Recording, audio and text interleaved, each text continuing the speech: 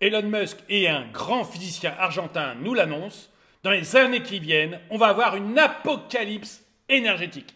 Parce que la folie du tout électrique fait peser beaucoup trop de charges sur l'électricité dans le monde entier.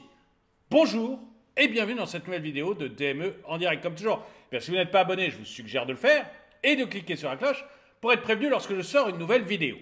Elon Musk nous annonce donc une apocalypse de l'électricité. En fait, pour lui, le prochain très grand défi de l'humanité, c'est de réussir à fournir assez d'électricité. Et si c'est Elon Musk, le patron de Tesla, qui nous dit que, en fait, la folie du tout électrique fait peser sur notre monde beaucoup trop de charges et beaucoup trop d'importance sur l'électricité par rapport à ce qu'il est capable de fournir, eh bien, on peut probablement le croire. D'autant que y a un très grand physicien argentin qui arrive exactement aux mêmes conclusions que lui. On va regarder ça dans la vidéo. Elon Musk, visionnaire et mania de la technologie, a lancé une mise en garde qui résonne à l'échelle mondiale. Le manque d'électricité se profile comme le prochain défi mondial. Ces paroles, soutenues par un contexte de demande énergétique croissante et une montée en puissance irrépressible de la mobilité électrique, nous invitent à réfléchir sur l'avenir de l'énergie et ses implications dans l'économie et l'environnement. On peut aussi se dire tout simplement que, en fait, mais d'ailleurs on le voit en Allemagne, si vous voulez, on veut faire du tout électrique, on veut faire de la voiture électrique à plus soif, mais à côté de ça, on n'a pas les appareils qui fournissent suffisamment d'électricité. En Allemagne, c'est frappant, comme ils refusent le nucléaire, vous vous retrouvez avec des centrales à charbon qui vont essayer de fabriquer assez d'électricité, mais qui n'en fabriquent pas assez. Et du coup, le prix de l'électricité en Allemagne monte très fort. Les industries, elles, n'arrivent plus à se fournir suffisamment en énergie. Vous avez un véritable choc industriel en Allemagne pour ça. Et on sait qu'en 2035, vous savez qu'en 2035, en principe, en Europe, on n'aura plus le droit de vendre que des voitures électriques neuves. Eh bien, on sait depuis, j'en ai parlé il y a peut-être 6 mois déjà, on sait déjà qu'on n'aura jamais assez d'électricité pour atteindre cet objectif. C'est-à-dire que on sait que même si on commençait à construire aujourd'hui les centrales nucléaires, les centrales thermiques, tout ce que l'on veut, comme les centrales solaires, même si on veut faire de l'énergie 100% propre, même si on commençait aujourd'hui, on n'aura pas assez d'énergie en 2035 pour supporter le choc que nos États essaient de nous imposer sur l'électricité. Et Elon Musk, il dit, voilà, c'est un peu partout pareil.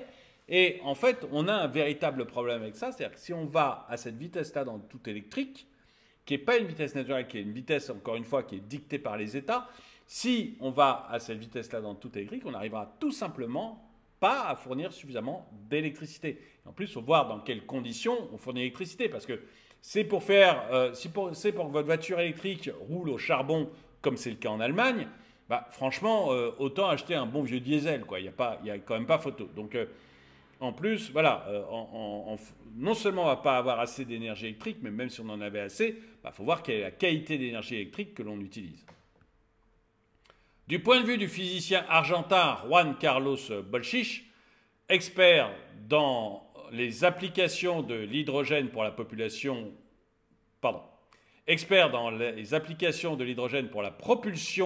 des véhicules, ce pronostic n'est pas une surprise.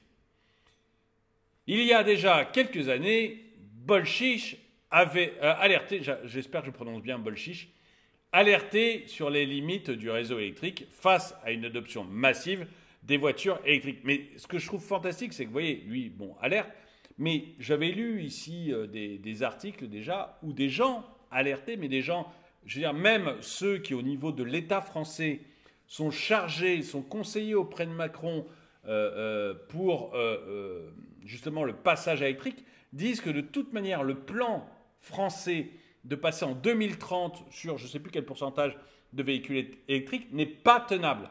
Donc même ceux qui sont chargés de conseiller Emmanuel Macron, qui sont l'équipe qui s'occupe de l'électricité auprès d'Emmanuel Macron, enfin de la voiture électrique auprès d'Emmanuel Macron, disaient ce n'est pas tenable, on n'y arrivera jamais, c'est pas possible, on ne peut pas fournir suffisamment d'électricité. Je me rappelle que pour l'objectif que voulait atteindre Emmanuel Macron en électricité en 2030, On devait soit construire 8 réacteurs nucléaires, soit avoir en surface de panneaux photovoltaïques l'équivalent de 4 fois la surface de l'Île-de-France.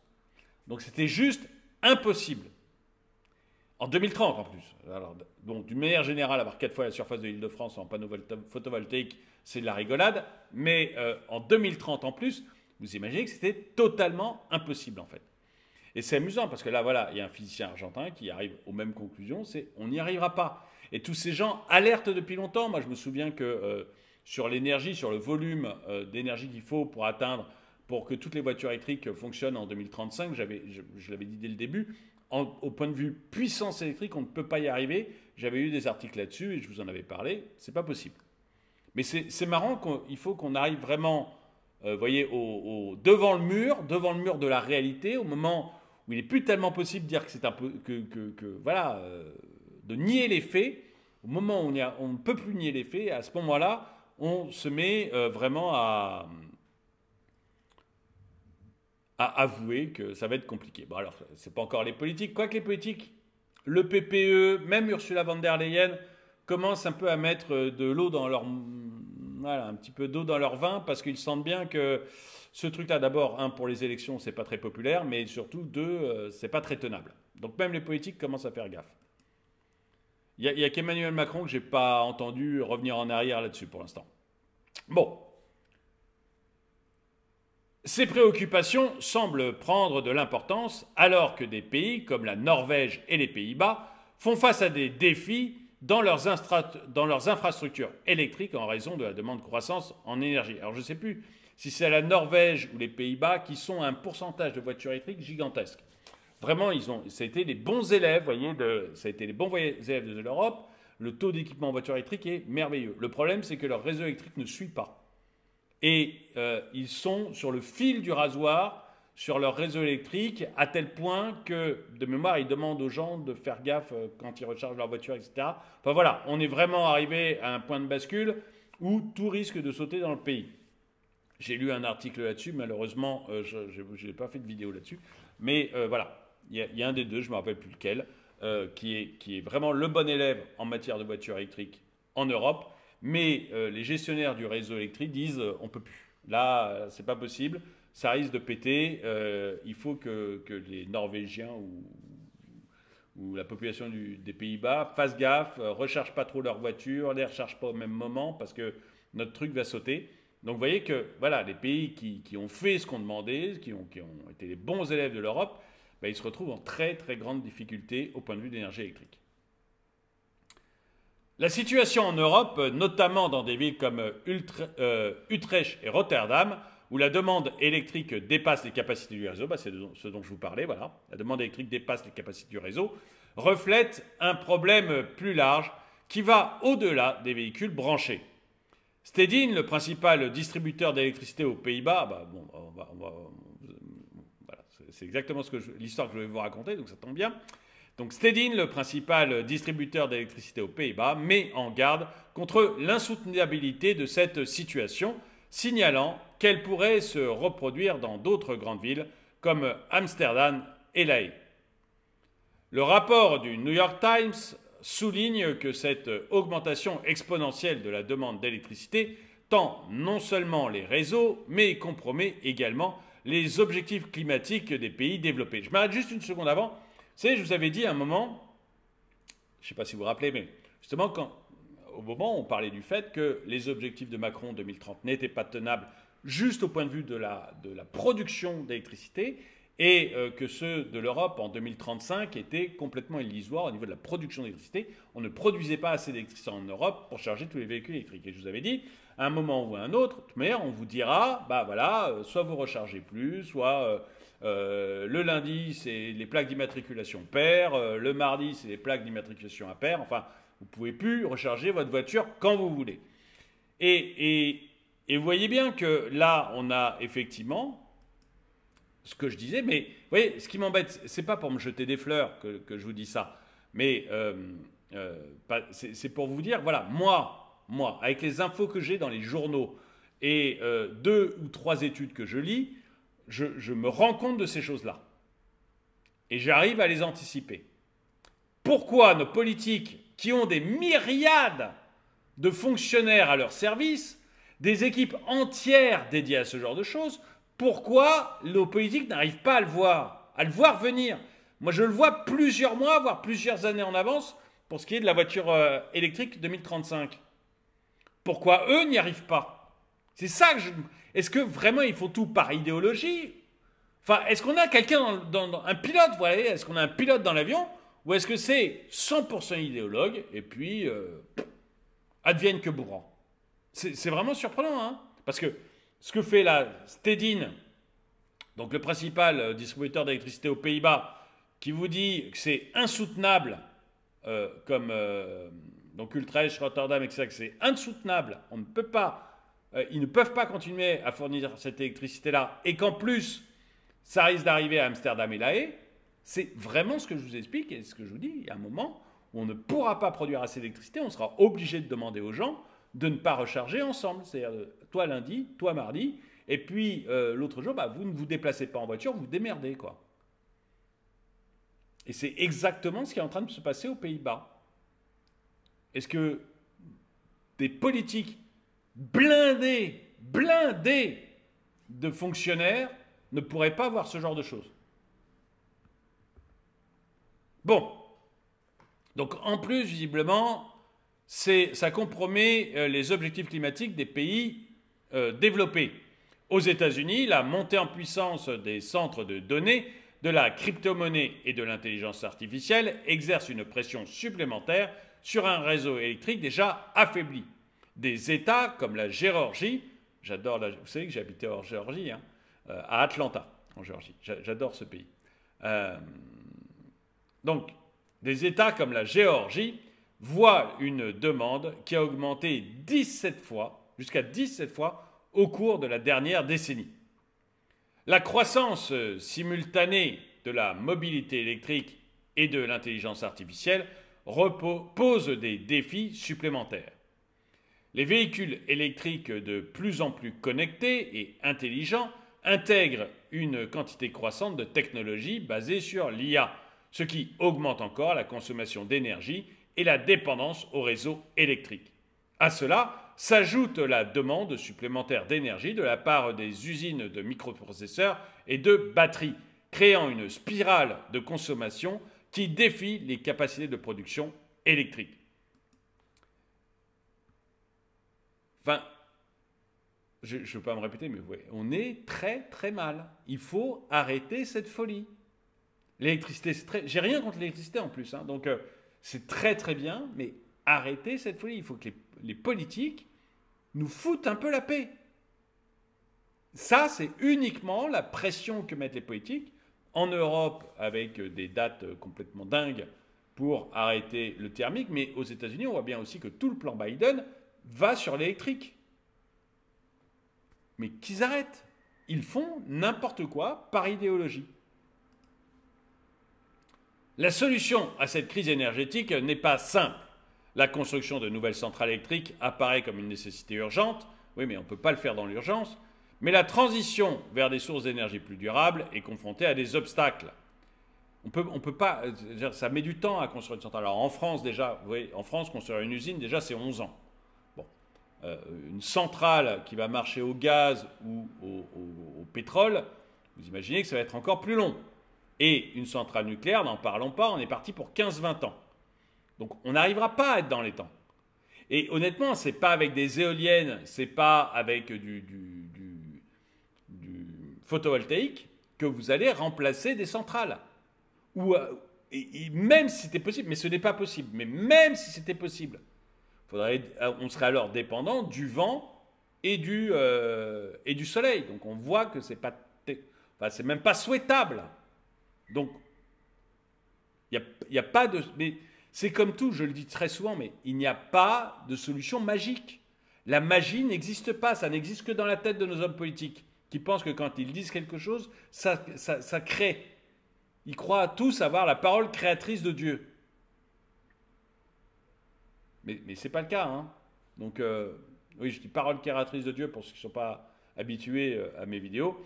Vous savez, Dieu dit que la lumière soit et la lumière fut. Hein, Dieu dit que la terre soit et la terre fut. Voilà, Dieu, il dit quelque chose et ça se matérialise tout de suite. Et du coup, il dit poisson, il y a des poissons dans la mer, quoi. Mais ça ne marche qu'avec Dieu, hein, et que dans les livres sacrés. Ça ne marche pas dans la vie réelle de tous les jours et certainement pas avec nos hommes politiques. Donc, il n'y a pas de solution simple, il n'y a pas de solution miraculeuse. Il faut juste laisser le temps au temps. La dépendance aux combustibles fossiles comme le gaz, le charbon, menace de saper les efforts pour atteindre la neutralité carbone. Et c'est exactement ce que je vous disais sur l'électricité allemande, où vous allez faire des voitures électriques marchant au charbon. Ça n'a pas de sens. Ça n'a pas de sens. Tandis que l'énergie nucléaire et hydroélectrique posent ses propres dilemmes en termes de sécurité et de durabilité environnementale. Puis bon, les centrales hydroélectriques, on ne peut pas en mettre partout non plus, quoi. C'est pas si facile que ça. Surtout aujourd'hui en Europe où, grosso modo, vous allez dire à un village entier, voire une ville, bye bye, quittez vos maisons, je vais mettre de la flotte partout ici pour créer mon barrage. On voit bien que ça va être un petit peu compliqué à faire accepter à la population quand vous n'arrivez pas à tenir 2-3 fripouilles dans un quartier. Vous vous doutez bien que tenir toute une population sur on virait vos maisons, on va noyer la ville, c'est très compliqué. Dans ce contexte, les paroles de Bolchiche acquièrent une nouvelle importance. Son approche de l'hydrogène comme une alternative prometteuse pour stocker et distribuer l'énergie en période de forte demande prend de l'ampleur. La capacité à transformer l'énergie renouvelable en hydrogène via l'électrolyse offre une solution flexible et évolutive pour relever les défis du réseau électrique au XXIe siècle. Alors, je ne sais pas si c'est la bonne solution, c'est une solution, mais ce n'est pas une solution miraculeuse. Il n'y a pas une personne qui vous dit on sera prêt. Il n'y en a pas un sérieux, c'est-à-dire vous avez des hommes politiques qui vous disent il n'y a pas de problème, on sera prêt, tout ira bien après les élections. Mais la réalité, c'est que non. Voilà. L'industrie automobile, consciente de ces défis, révise ses stratégies d'électrification. Bien que les voitures électriques continueront à jouer un rôle important dans la mobilité future, les modèles hybrides gagnent du terrain comme une option plus équilibrée en termes de coût et de durabilité. Le fric qu'on aura foutu en l'air pour toutes ces bêtises, toutes ces singeries de nos hommes politiques, vraiment, ça sera mais colossal. L'argent qu'on aura pris dans vos poches pour faire ces bêtises, ça sera colossal. Tout ça pour finir en nous disant ce qu'il nous faut, c'est des voitures hybrides. Des marques comme Toyota, qui ont maintenu une vision diversifiée de la mobilité en combinant les technologies électriques, de l'hydrogène et à combustion interne, démontrent une fois de plus leur capacité à s'adapter dans un paysage en mutation. En résumé, la crise énergétique imminente est un rappel des complexités qu'engage une volonté écologique et un progrès technologique. Cela nécessite non seulement de l'innovation technologique, mais aussi des politiques publiques et des décisions d'entreprises éclairées qui abordent de manière intégrale les défis économiques, environnementaux et sociaux. Dans ce sens, l'approche pragmatique et visionnaire de personnalités telles que Bolchiche et Musk offre des indices précieux pour aborder les défis à venir dans un paysage énergétique mondial. Moi, mon avis, c'est qu'il faut laisser les choses se faire. C'est-à-dire qu'il ne faut pas que l'État intervienne.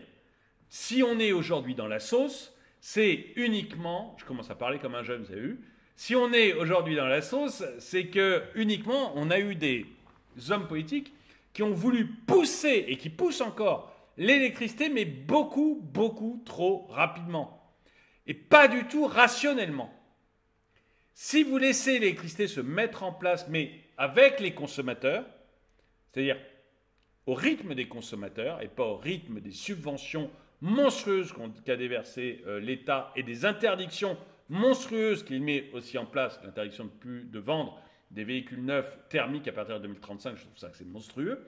Si vous évitez ça, si vous laissez la population se mettre petit à petit électrique, soit électrique ne voit jamais le jour, et ma foi, tant pis, c'est que c'était pas la bonne technologie. Il n'y a pas non plus, je veux dire, c'est pas un veau d'or, on n'est pas obligé de se prosterner devant électrique comme on se prosterne maintenant devant Gaïa. On peut aussi accepter que c'est une technologie minable.